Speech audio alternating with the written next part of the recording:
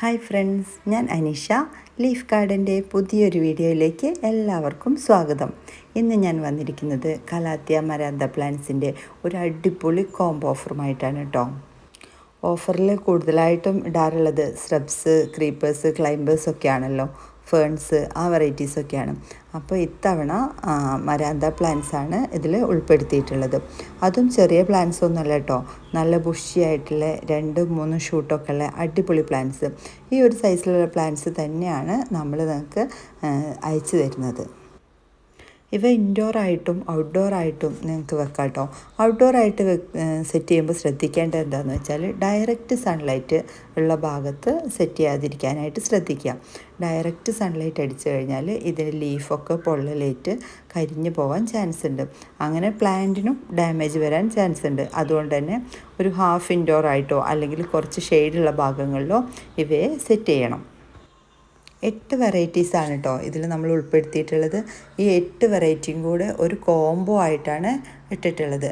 ആ കോംബോ പ്രൈസും പ്ലാന്റ് സൈസും എല്ലാം നമ്മൾ ഈ വീഡിയോയുടെ ലാസ്റ്റ് കൊടുത്തിട്ടുണ്ട്. ഈ ഒരു സൈസാണ് നമ്മൾ ഈ കാണിക്കുന്ന സൈസിലുള്ള പ്ലാന്റ്സ് തന്നെയാണ് കേട്ടോ നിങ്ങൾക്ക് അയച്ചു തരുന്നത്. ചെറിയൊരു ഡിഫറൻറ്റ് ഒക്കെ ഉണ്ടാവും, എല്ലാ പ്ലാന്റും ഒരേ സൈസായിരിക്കില്ല.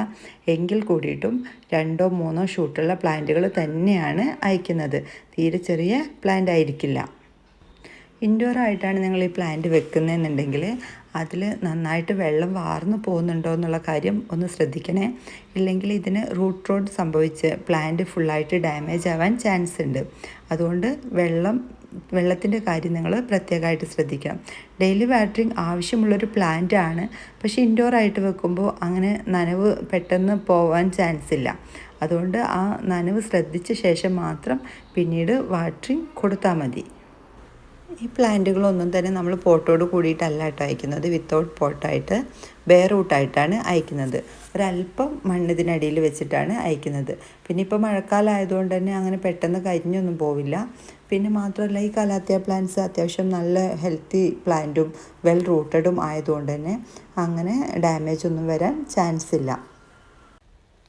ഡയറക്റ്റ് സൺലൈറ്റ് ആവശ്യമില്ലാത്തൊരു പ്ലാന്റ് ആണെങ്കിൽ കൂടിയിട്ടും നല്ല ചൂടുള്ള പ്രദേശങ്ങളിലും നന്നായിട്ട് തന്നെ വളരുന്നൊരു ചെടിയാണ് ഈ കലാത്തിയ. ഓവർ തണുപ്പുള്ള ഊട്ടി പോലെയൊക്കെയുള്ള പ്രദേശങ്ങളിലാണ് പിന്നെയും ഇതിൻ്റെ എല്ലാ ഐറ്റംസും അങ്ങനെ കൂടുതലായിട്ട് വളരാൻ ചാൻസ് കുറവ്.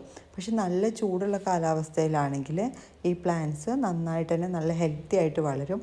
ഡയറക്റ്റായിട്ട് സൂര്യപ്രകാശം വേണ്ടാന്ന് മാത്രമേ ഉള്ളൂ. കലാത്തിയ പ്ലാന്റ്സിൻ്റെ റൂട്ടിൽ ഇടയ്ക്ക് ഫംഗൽ ബാധ വരാറുണ്ട്. അത് നമ്മുടെ പോട്ടി മിക്സിൽ നിന്നോ അടുത്തുള്ള വേറെ ചെടികളിൽ നിന്നോ അല്ലെങ്കിൽ നമുക്ക് നനവ് കൂടിയിട്ടൊക്കെ അങ്ങനെ വരാറുണ്ട്.